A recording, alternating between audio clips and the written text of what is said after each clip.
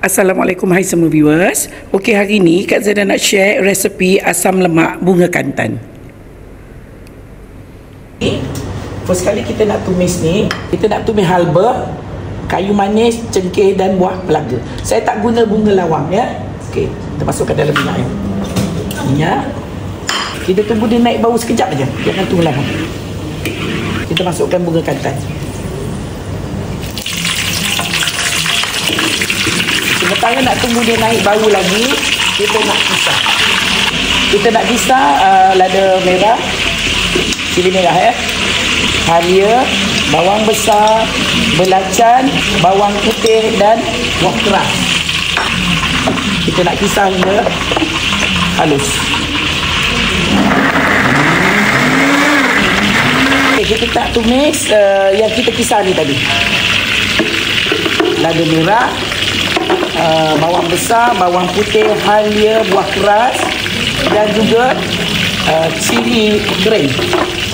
Kalau kat rumah blend sekali cili kering, serbuk kunyit. Kita letak serbuk kunyit.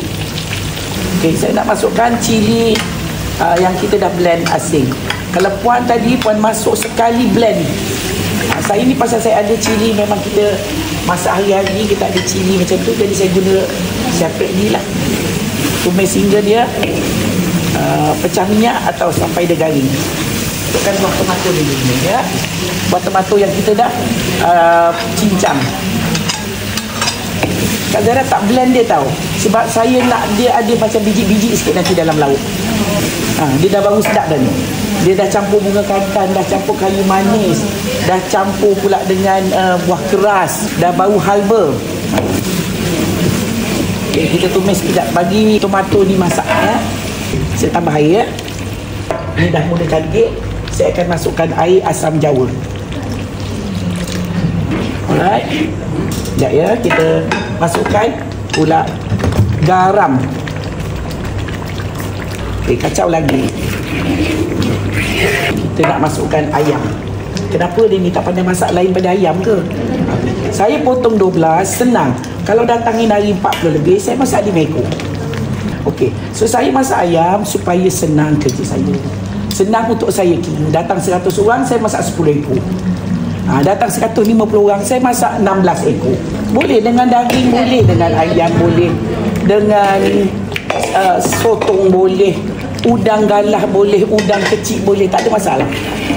Paling tak ada kata orang tu boleh masak dengan telur pun boleh. Ikut masing-masing. Saya cuma bagi resepi saja. Sekejap puan, saya masukkan santan dulu. Kita masukkan santan.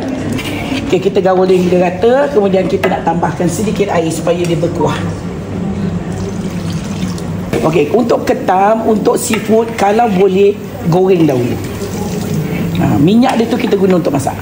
Sebabnya, tapi ada orang dia masuk mentah pun tak ada masalah.